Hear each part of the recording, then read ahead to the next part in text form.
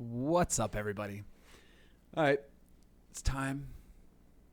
It's 3 in the afternoon. It's time for some coffee. So cheers, everybody. The water of life, I swear. Especially when you're getting over jet lag. So, when it comes to the topic at hand here, what I want to touch on in this video is rules.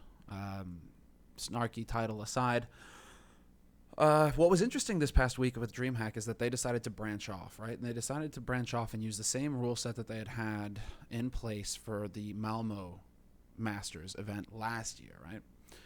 And so the big difference is it did not include the update. The rule set did not include the update made by Valve for the Valve Majors. Now, that's what came up where basically you have 4 30-second timeouts. The coaches are not allowed to interact with the team during live gameplay, right? These sorts of rules that we've all become pretty used to by now, right? Because most tournaments have adopted these rules went away here at this major, or rather at this Masters event.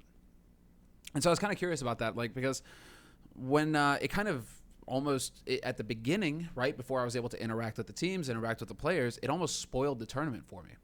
Because what I was thinking basically is this is a tournament where really we have all these new rosters in play, but more importantly, we're really going to get to see, where these new rosters shape up. The majors just played out. Now we get to see, Astralis, et cetera. Can they repeat the performance, Virtus Pro, et cetera, right?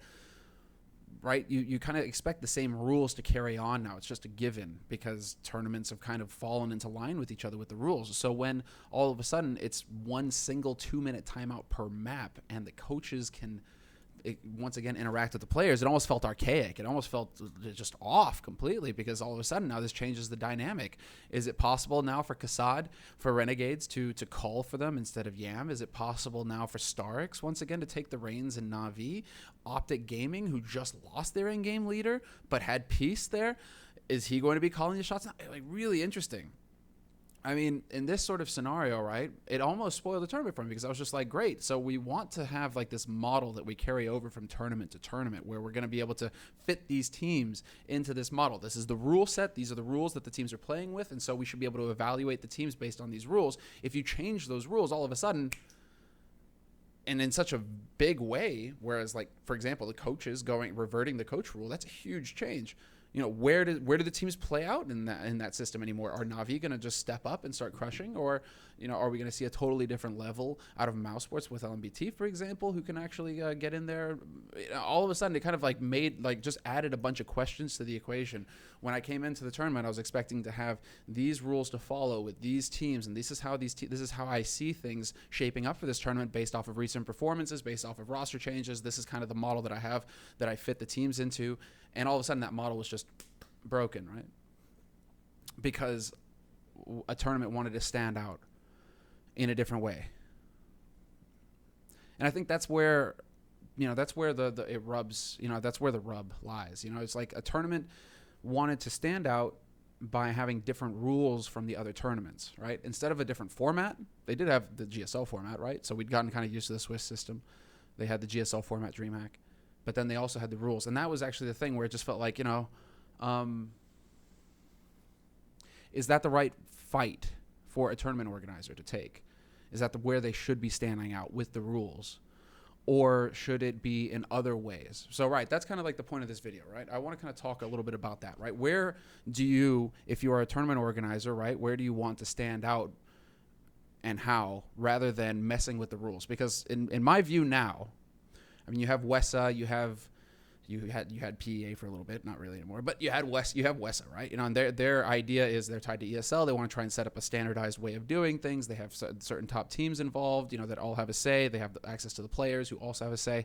There's some structure being developed there that will allow for standardization, and so will allow for viewers, fans, etc., to know what to expect when it comes to those tournaments. And I kind of think that's where we need to move, right?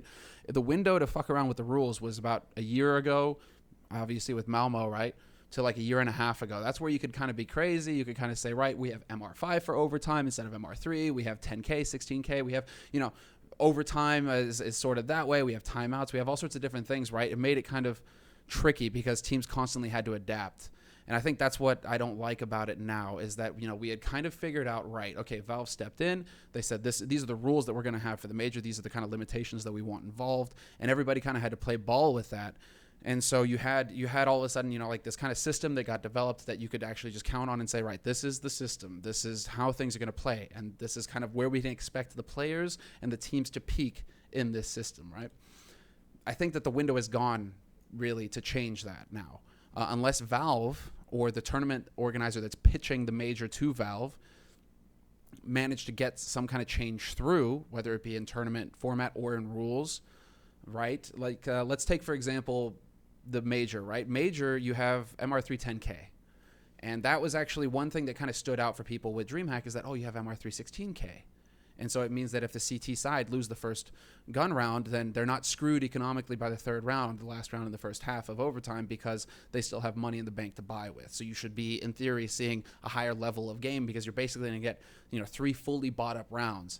And then it's going to rely more on strats and who's going to be able to hit shots rather than just, we broke the CT economy, and so we get this round for free if we're on the T side, right? Drastically increasing our chances of getting 3 rounds in a row versus maybe a 2-1 finish to the half. That's the one kind of like area where I feel like you could improve on if you are the next major coming in. But what I'm trying to say here is basically like it needs to be a relationship between the tournament organizer and it needs to be a relationship with Valve. And Valve is kind of like the pinnacle now. That's what all of the teams are going to be preparing for. They're going to be preparing for the Valve model because the major is still the tournament to win. There's no other tournament that's really moved in yet that said, we have more prestige. There are tournaments that have had more prize money, but not drastically so, where you're going to completely restructure everything to be at peak performance and to play in a peak system for that tournament. It's not like you have any tournaments rolling in with $3-4 million on the table, right? And so it's still the majors kind of set the system for the year. And I think that's the direction that we need to move in. That basically, if you are a tournament organizer now, when it comes to rules, you really should be modeling yourself off of what is the standard rule set for the major now, because that's what the players are practicing with every day. They're competing with that every day. That's what they're really trying to set their goals on, is that rule set. They need to know how their system works in that rule set so that it can be at peak when it comes to major time, right? So that's where I got just a little miffed with DreamHack, right, this past event, because I was just like, well, okay. Until I had spoken with the players and figured out that no, they were actually sticking to. They didn't really feel the lack of the 4 timeouts, just because they were still able to communicate with their coaches all the time, right? So there was that. But when it came to in-game leadership, Starix didn't take over. Seized was still calling for Na'Vi, for example. Apparently Optic, right, when it was Peace, it was still Peace. Like, he was only just chiming in. He didn't really take over too much, but you still saw a lot of talking, right? So it kind of fudged things up a little bit for me when it came to the tournament results, just because it's just like, okay, are you changing too much? Are you changing a lot as a team to adapt to these rules, trying to take advantage of this? Or are we going to see the same team, right, in kind of like in just a different system? Or are we going to see the same team, the same model, with Starix, for example, interacting very little with Na'Vi, just because in other tournaments and in the majors and most of the other big tournaments that we've seen so far, he hasn't been able to. So I think the window is gone, or should be gone, if we want to maintain a consistent model for teams. Where you change, though, right? I'm not saying that there's no way as a tournament organizer to stand out. There is. But it should be, I think it should be in tournament format. It should be in terms of production. It should be in other things that won't necessarily impact the players in a way that comes down to just like straight gameplay, right? Maybe as a team, you're used to these 30-second timeouts. You're building your strategy around that. You have certain fail-safes in place. You want to be able to use those, right? That's one thing. And I think that needs to become standard, right? Not only for the players, but for the viewers, for everybody. I shouldn't be tuning into a stream and wondering every time, but which rules are they playing with here, It's like, okay, format, that's one thing, because you still have a host of different tournament formats that you can turn to, right? Round robin, you got the Swiss, you got GSL, a format that's kind of gone out of fashion now, that's kind of like been altered for the GSL, because GSL is kind of like mini double elimination brackets, right? But like the big double elimination bracket where you fully seed it out right from the start, and then it's double elimination through and through. Haven't really seen that tournament too much, but right, that's another format. That's another way to stand out and be different. And kind of differentiate yourself from other tournaments that doesn't really have a massive impact on the players. that's just one thing, right? The other side that I would say is in production, in terms of production, what are you bringing to the table as far as extra content, small touches like the DreamHack, when it came to the finals, the walkout voice and like all that whole walkout ceremony and everything. That's where you stand out, right? Thorin wrote those, and he intentionally set the pace. He had thought the whole thing through to make it really, spot on, fine-tune the whole thing, right? But that's where you can stand out, right, if you're a tournament organizer. Not so much in the rules, right? And I think that if you are in that position, you shouldn't be thinking personally. You should be thinking, well, it's out of my hands now, really. It should just be like, what is the accepted standard right now? Even if we aren't talking to that tournament organizer, or, hypothetically, right, we aren't talking to that tournament organizer, we want to stand out from them in some way, blah, blah, blah. I don't think that's the right way. That's the right place to take your battle, is to say, well, we're going to actually do something that really impacts play and what we can expect from the teams. Instead, it should be, tournament format for one, right? All of those formats that are listed, for example, kind of, the players are used to it. They know how to approach it given each different format. They know what to expect, right? And so that's not really impacting things directly in game. It's more impacting, just like, GSL system, you're out in 2. If you lose both maps, that's it. Your tournament's done. It's cutthroat. I prefer the Swiss system for that reason. If you're through to the playoffs, you got to win 3 maps. If you're out, you got to lose 3 maps, right?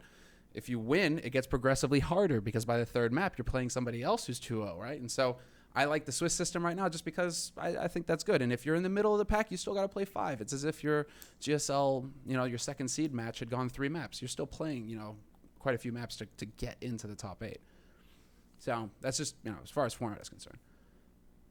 But I think as far as like tournament organizers are concerned now, it's like the rules, leave the rules. The rules should just, you look at what the major rules are, and that's where it is. And then when it comes to how to differentiate, you say, okay, venue, location, tournament format, GSL, double limb, blah, blah, blah, or even production, right? Where are you going to have like different segments? There's ways to use talent, right? Like Paula with Elvis, just throwing that out there. Or even one thing is that could be interesting, but like just an idea is like you have a round table format, right? Like say you watch like a tennis Grand Slam or something. They'll have like McEnroe in there with like other people. I don't know. This is the last time I watched tennis or managed to catch, because usually when it's tennis, you're just watching the game. I haven't really been able to catch in between game footage, at least not recently. But, it used to be like they would have this like round table format, and it was like everybody sitting around and they'd all be chatting it up and like having different opinions. And so you get arguments and blah, blah, blah, like really allowing and setting it up, setting time in the broadcast so that it's not an analyst segment where you're filling and you don't know how long, there's no structure to it. You don't know how long you're going to have to discuss a topic. If you have time to go into another topic, this happens way more often than you think, where all of a sudden the producer's in your ear saying, we need to, PC tech issue, we need to fill for 5 minutes. 2 minutes later, it's fixed, cut it off. We got to go to the game. That sort of stuff is, it makes things wonky. It doesn't make things as smooth as they could be. So, is it worth it at this point to even say, right, we're going to have like a 10-minute segment or a 15-minute segment that is dedicated to this one thing. Maybe it's during lunch during the day or something. I don't know. Like there is going to be this time, this window of time where you're not just going to have like a random screen, with running ads or anything. Like this window of time is for this pre-recorded content, this one segment, pre-recorded or not, you can still do it on the fly as well. It just takes a little bit more, on the fly planning. But for example, like there's still ways I think to really just create space and more identity for your brand rather than just messing around with the rules. I think the rules are the wrong place to do it. We really need to have that like standard set of rules. There you go. And then you look to other things, right? Who do you have attending your event? The teams, right? Building content around the teams, building content around the talent, focusing on the city.